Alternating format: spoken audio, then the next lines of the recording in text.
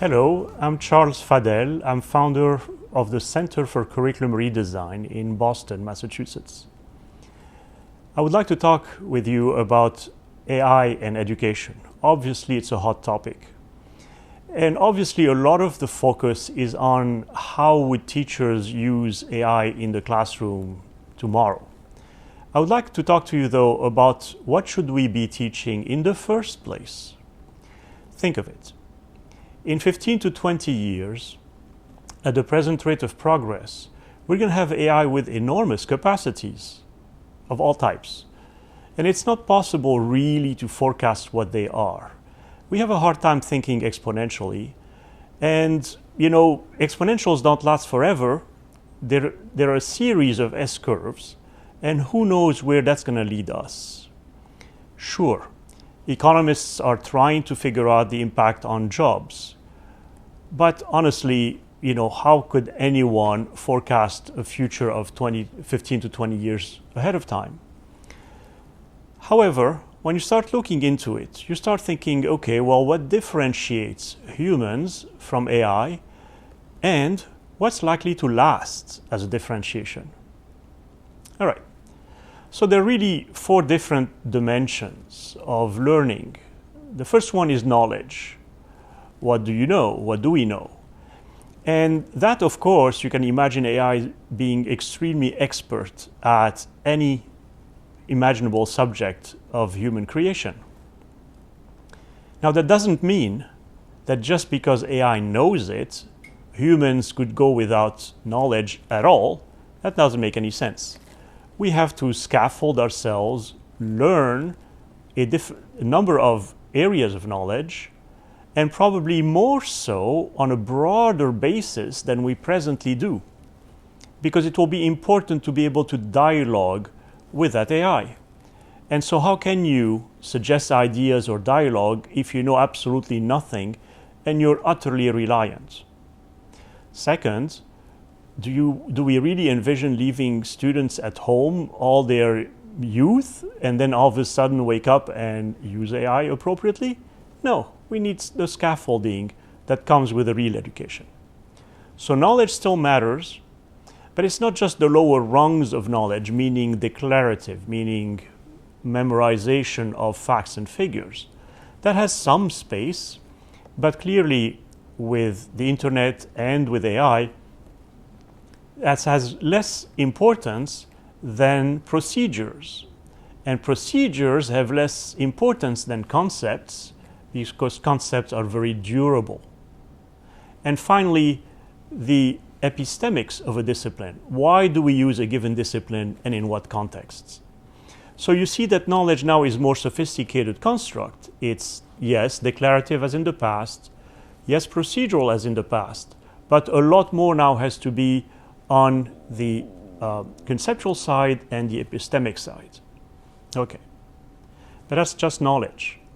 There are 3 other dimensions that matter: skills, character, meta-learning. Skills is how you use your knowledge.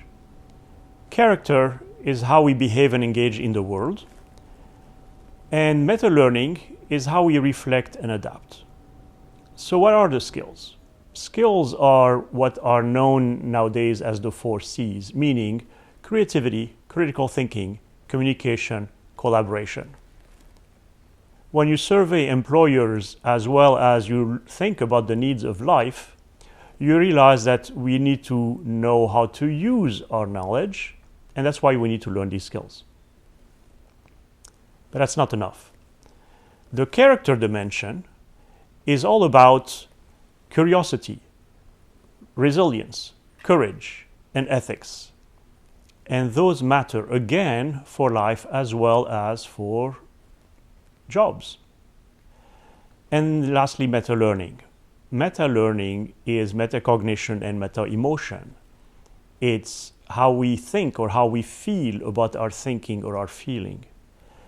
And that means paying attention to our adaptability and eventually self-directed learning.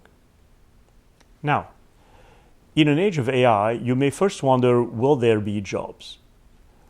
I suspect that for the foreseeable future, there will be jobs because every time we've seen a major change due to technology, it has created a number of other jobs that were hard to fathom. For instance, could anyone have predicted the rise of influencers before there was a YouTube and before there was an internet? No. We're going to be in the same situation. For instance, if we have AI agents interacting with each other, you might very well imagine a new branch of anthropology, which we could call kybernetology, where the digital anthropologist looks at interactions between agents. So that could be a new job. Now, character. Character, of course, is how we behave and engage in the world, and that becomes all the more essential. What ethics do we use? Are we courageous? Are we resilient in the face of adversity? And of course, there's a lot of adversity around us in the world. Are we curious and seek novel solutions? And then meta-learning, think about it. If AI really invades all these other capabilities of humans, the only way to stay ahead is our ability to adapt. That's what has been our strength throughout all of evolution. Adapt, and that means self-directed learning. That means we're going to have to constantly keep on learning, which should be normal, not a shocking discovery. Now, you may also ask, well, but AI could be courageous. After all, it doesn't have fear, it doesn't know fear. AI could be very patient because, reading the same story to your child for the 5,000th time, AI will be just as chipper the 5,000th time as it is for the first 4,999 times. No human could be that patient. That's true. But these are small facets of what courage or resilience are. There are plenty of other facets that humans use, and it's not just that small aspect of it. And so even if AI can invade some of our capabilities, even when it invades capabilities that are not just cognitive, but they're also affective, that doesn't mean that all of these capabilities disappear. They just need to be nurtured all the better. Let me give you an example. Suppose AI can be very creative, and AI will be very creative because it can be very, very good at looking at incremental innovations done by humans and then mimic them. So if it can do that, what's left for us to be creative about? Well, AI is really a statistical engine. It will come up with average ideas, which it collects through its vast data sets, and those may be sufficient in some situations.